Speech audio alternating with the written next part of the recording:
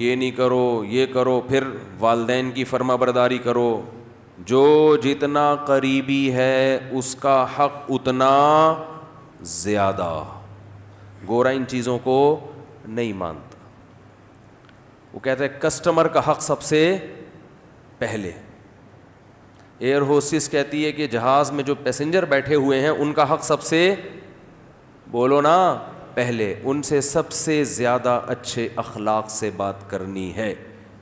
Air hostess کو کبھی گالی گلوچ میں دیکھا آپ نے؟ کیا ہو گیا؟ کبھی جہاز میں جا رہے ہو، آپ نے بٹن دبایا چائے دے دیں، وہ کہہ گی ایکسکیوز می چائے ختم ہو گئی، بس یہی کہے گی نا ابھی نہیں ہے، ابھی سیٹ بیلٹ باندھیں، ابھی جہاز نیچے اتر رہا ہے، ابھی چائے پانی کا ٹائم ختم. تمیز سے بولے گی. آپ نے پھر کہا نہیں مجھے تو چائے چاہیے، پھر بولے گی بھائی دیکھیں ایکسکیوز می آپ سے ہم نے گزارش کی. پھر آپ نے کہا جی مجھے نسوار چاہیے، مجھے پان چاہیے، کچھ بھی کہہ دو، ایکسکیوز می کر کے پتلی گلی سے نکل جائے.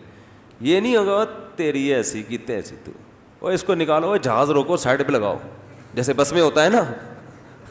بسوں میں تو ہم نے دیکھا ہے، وہ گڈی نو سائڈ تے لاؤ، بندے نو اٹھا، چلو یہ نکل باہر یہاں سے.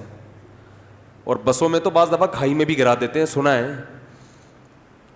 ایئر ہوسٹس کے اخلاق سے ہمیں سیکھنا چاہیے کہ اخلاق انسان کے، بولو بھائی، کیسے ہوتے ہیں. اب جو ایئر ہوسٹس کے اخلاق ہیں، اللہ یہ کہتا ہے کہ ان اخلاق کو 3 سے ضرب دے کے ماں سے اس اسٹائل میں بات کیا کرو. بہت مشکل ہے سمجھانا. جب اپنی ماں سے بات کرو تو جس اسٹائل میں ایئر ہوسٹس تم سے بات کر رہی ہے نا، اس اسٹائل کو 3 گنا، بولو، بڑھا دو. اس میں 3 چمچ چینی کے اور ڈال دو. جتنی شکر اس نے اپنی زبان میں ڈالی ہے آپ سے بات کرنے کے لیے، اس شکر میں 3 چمچ اور ملا دو. ہو رہا ہے اس پہ عمل؟ بولو نا بھائی. رسول اللہ صلی اللہ علیہ وسلم سے صحابی نے پوچھا یا رسول اللہ من احق الناس بحسن خلقی. تو یہاں بھی دیکھو حسن کا لفظ ہے، احسان سے نکلا ہے یہ، بلکہ احسان حسن سے نکلا ہے. تو صحابی یہاں یہ نہیں پوچھ رہے کہ یا رسول اللہ میرے اچھے اخلاق کا سب سے زیادہ مستحق کون ہے، یہ سوال نہیں ہے. یا میں کس سے ٹھیک طریقے سے بات کروں، ٹھیک کا لفظ بھی نہیں ہے، گڈ کا لفظ بھی نہیں ہے. یار ایک مجھے بات بتاؤ، ایک کوئی مفتی صاحب کے پاس آئے، مسئلہ پوچھے، مفتی صاحب میں نے سنا ہے کہ اللہ نے حکم دیا کہ لوگوں سے صحیح بات کیا کرو، بدتمیزی سے پیش نہیں آیا کرو، تو میں ٹھیک طریقے سے بات کس سے کیا کروں، سب سے پہلے کس سے؟ تو ہم بتا دیں گے بھائی سب سے پہلے ماں ہے، پھر باپ ہے، پھر باقی لوگ ہیں، یہی بتائیں گے نا. ہمارا اسٹائل کیا ہوگا؟ یہ ہوگا. لیکن صحابی نے یہ سوال نہیں پوچھا کہ میں ٹھیک طریقے سے کس سے بات کیا کروں، سب سے پہلے اس کا مستحق کون ہے. نا نا نا، انہوں نے یہ بھی نہیں پوچھا یا رسول اللہ بہتر طریقے سے میں کس سے بات کیا کروں، اس میں سب سے زیادہ مستحق کون ہے، کس کا رائٹ ہے سب سے زیادہ کہ میں اس سے بہتر انداز میں بات کروں. نا نا نا نا نا نا نا، آپ نے فرمایا من احق الناس بحسنی، حسن کا لفظ، میرے اخلاق میں جو ایکسیلنسی پیدا ہوگی اس ایکسیلنسی کا سب سے زیادہ مستحق کون ہے. بات آ رہی ہے سمجھ میں کہ نہیں آ رہی ہے؟ یعنی آج کے زمانے میں جو اسٹائل ایئر ہوسٹس کا ہوتا ہے شاید ہم اس کو ایکسیلنٹ کہہ سکتے ہیں اس کو، شاید، کیونکہ اس سے اچھے اخلاق کی کم از کم مجھے تو مارکیٹ میں کوئی مثال اب تک، ہم نے بسوں میں بھی سفر کیا ہے، ٹرینوں میں بھی سفر کیا ہے، اور اللہ بھلا کرے جہازوں میں بھی کیا ہے، گاڑیوں میں بھی کیا ہے، کار میں بھی کیا ہے، ہر طرح سے کشتیوں میں بھی کیا ہے. تو جو عملہ سب سے اچھا اخلاق والا ہمیں ملتا ہے وہ کہاں ملتا ہے؟ بولو نا، جہاز میں. اور سب سے زیادہ بدتمیز عملہ کہاں ملتا ہے؟ بسوں میں. پیشاب کے لیے گاڑی رکوا لو، پیشاب رک جاتا ہے آدمی کا ٹینشن سے، وہ اتنی ہارن بجا رہا تھا، پاؤں پاؤں بجا رہا ہوتا، بیٹھ بھائی. نماز کے لیے رکوا لو، سب ایک جیسے نہیں ہوتے. نماز کے لیے بعض دفعہ روکنا مشکل ہو جاتا ہے, نماز ہی نہیں پڑھنے دے رہے ہوتے, تو پھر اپنی عزت اسی میں ہے کہ آپ ڈرائیور سے تمیز سے بات کریں.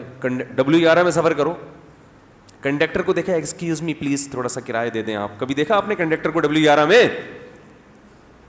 ہے بھائی, گھسیڑتا رہے گا بندے. اخلاق دیکھو, جگہ نہیں ہے بھائی, پاؤں بس پوری یوں ہوئی ہوئی ہے,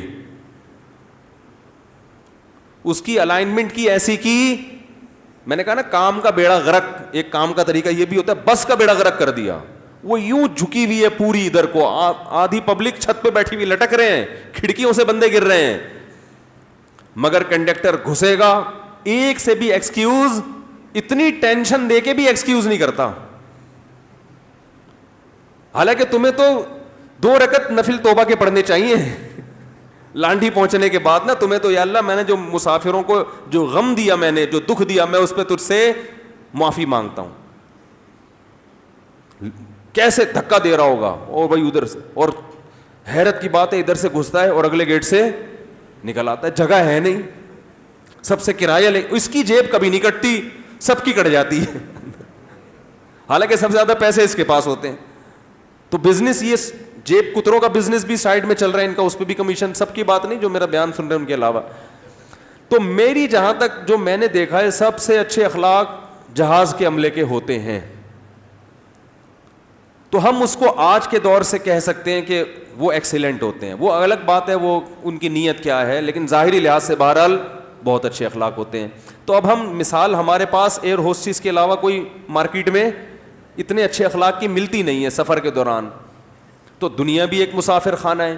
تو اب حدیث کا مطلب کیا ہوا, صحابی نے پوچھا یا رسول اللہ, میں اپنے اخلاق میں جو ایکسیلنسی پیدا کروں تو اس ایکسیلنسی کا سب سے زیادہ مستحق کون ہے, یعنی سب سے زیادہ میٹھے انداز سے بات میں کس سے کروں. آپ یوں بھی کہہ سکتے ہیں آج کی زبان میں, جب میں بات کسی سے کروں تو اس میں شکر گھولوں میں, تو سب سے زیادہ چینی اور سب سے زیادہ شکر کس سے بات کرتے ہوئے اپنے کلام میں گھولوں. بات آ رہی ہے سمجھ میں؟ آپ صلی اللہ علیہ وسلم نے فرمایا, امک, پوری کائنات میں سب سے میٹھے انداز سے اگر تم نے بات کرنی ہے تو سب سے زیادہ رائٹ یہ کس کا ہے, تمہاری, بولو نا, ماں کا.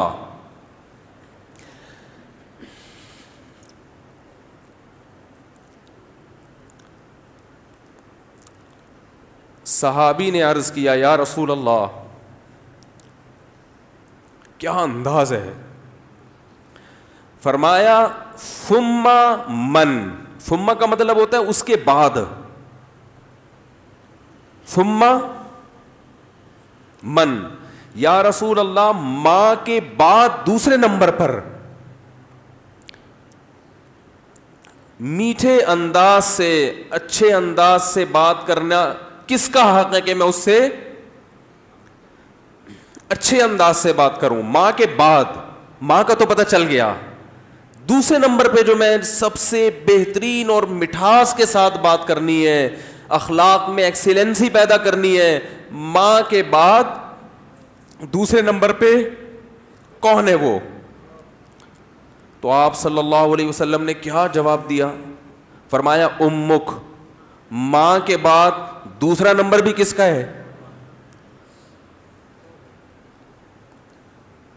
بولو بھائی. کیا عجیب انداز ہے. حالانکہ یہ عام عرف کے مطابق جواب سوال کے مطابق, بولو بھائی, نہیں ہے. مجھ سے اگر کوئی پوچھے کہ سب سے بڑا حق کس کا, میں کہوں ماں کا, وہ کہ اس کے بعد کس کا, تو میں کہوں ماں کا, وہ کہے گا میں اس کے بعد کا پوچھ رہا ہوں, اس کا تھوڑی پوچھ رہا ہوں. تو یہ سرسری نگاہ سے دیکھا جائے تو یہ بلاغت والا کلام نہیں ہے, یہ غلط کلام ہے اگر سرسری نگاہ سے دیکھا جائے, کیونکہ ہم پوچھ رہے ہیں کہ اس کے بعد. ماں تو پتہ چل گیا, ماں کے بعد اس کے علاوہ بتائیں آپ, لیکن نبی دوبارہ کس کا نام لے رہے ہیں. یہ سرسری نظر میں یہ کلام بلیغ نہیں ہے، لیکن حقیقت میں یہ بلاغت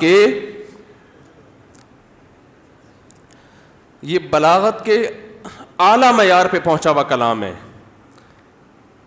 کیونکہ بات کو دل میں اتارنے کا اس سے بہتر طریقہ نہیں ہو سکتا تھا کہ ماں کے بعد دوسرا نمبر بھی کس کا ہے؟ ماں کا. اس کا مطلب کیا ہے کہ ماں کے بعد اگر تم یہ سمجھتے ہو کہ کسی سے بہت ہی میٹھے انداز میں بات کرنی ہے تو یہ حق دوبارہ ماں کو دے دو.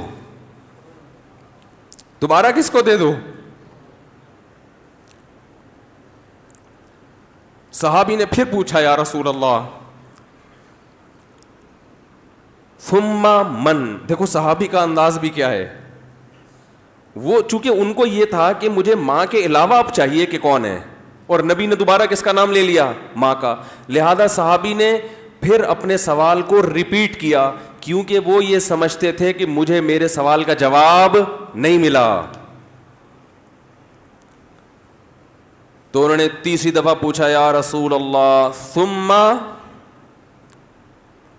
ثم من, یا رسول اللہ تیسرے نمبر پہ کون ہے؟ تو آپ صلی اللہ علیہ وسلم نے فرمایا امک. تیسرے پہ بھی کون ہے؟ بولو بھائی. یہ ہے ویمن رائٹس. یہ کیا ہے؟ یہ جو بے شرم لوگ حقوق نسواں اور عورتوں کے حقوق کے نام پہ الو بنا رہے ہیں نا, ان کی باتوں میں مت آیا کرو. ان کا مقصد صرف عورت کو کپڑوں سے آزاد کرنا ہے اور مرد کی دسترس سے آزاد کر کے مرد کے مقابلے میں لا کے مرد کا دشمن بنانا, تاکہ مرد عورت سے محبت کرنا چھوڑ دے, اس کا حق دینا چھوڑ دے. تمہیں اسلام نے عورت کے جو حقوق بیان کیے ہیں, اس کے بعد ہمیں کسی اور سے عورت کے حقوق کو سمجھنے کی ضرورت نہیں ہے. ہمیں کسی لبرل سے, کسی حکومت سے, کسی ویمن رائٹ سے, کسی سے ہمیں سمجھنے کی ضرورت نہیں ہے. ہمیں اسلام نے بتا دیا ہے کہ ماں کے روپ میں عورت کا کیا حق ہے, بیوی کے روپ میں عورت کا کیا حق ہے, کہ بیٹی کے روپ میں عورت کا کیا حق ہے, بہن کے روپ میں عورت کا کیا حق ہے. اور یہ جو لبرل لوگ ہیں یہ صرف گرل فرینڈ کے حقوق جانتے ہیں, گرل فرینڈ سسٹم معاشرے میں لانا چاہتے ہیں, تمہیں درندہ بنانا چاہتے ہیں, تمہیں زانی بنانا چاہتے ہیں, تمہیں بدکار بنانا چاہتے ہیں. ان کا کوئی فیملی سسٹم نہیں ہے. جو قوم نکاح کی قائل نہ ہو ان کے ہاں ماں بہن بیٹیاں ہوتی ہیں. ماں بہن بیٹی, بھابھی, چچی, خالہ, ممانی, مامی, پھپھی, یہ رشتے تو شادی بیاہ کے نتیجے میں وجود میں آتے ہیں. اولاد ہوتی ہے تو یہ رشتے وجود میں آتے ہیں. پھر ان رشتوں کا پاس رکھنے کا حکم دیا گیا ہے. جن قوموں میں ہر رشتے ہی نہیں ہے تم ان سے سیکھ رہے ہو کہ عورت کے حقوق ہمیں بتاؤ. تو آپ صلی اللہ علیہ وسلم نے کیا فرمایا؟ تیسرے نمبر پہ کس کا حق ہے؟ بولو بھائی. ماں کا. پھر صحابی نے پوچھا ثم من. اس کے صحابی بھی پوچھتے جا رہے ہیں, دیکھو رک نہیں رہے, کیونکہ ان کے سوال کا جواب مل نہیں رہا کہ یا رسول اللہ آپ ماں کا تذکرہ ختم کریں گے تو پتہ چلے گا کہ ماں کے بعد کس کا حق ہے. تو آپ صلی اللہ علیہ وسلم نے ارشاد فرمایا ثم ابوک. چوتھے نمبر پہ کون ہے؟ باپ. پوری کائنات میں اگر آپ کسی سے نرم انداز سے بات کرتے ہیں, میٹھے لب و لہجے میں بات کرتے ہیں, بہت سے لوگ ہیں جن سے آپ بہت نرم انداز میں بات کرتے ہیں. اپنے باس سے آپ سر کہہ کے بات کرتے ہیں کہ نہیں کرتے؟ کبھی آپ نے دیکھا کہ اس نے تھوڑا سا سختی کی ہو, آپ نے آنکھیں ماتھے پہ رکھ لی ہوں؟ کبھی دیکھا آپ نے؟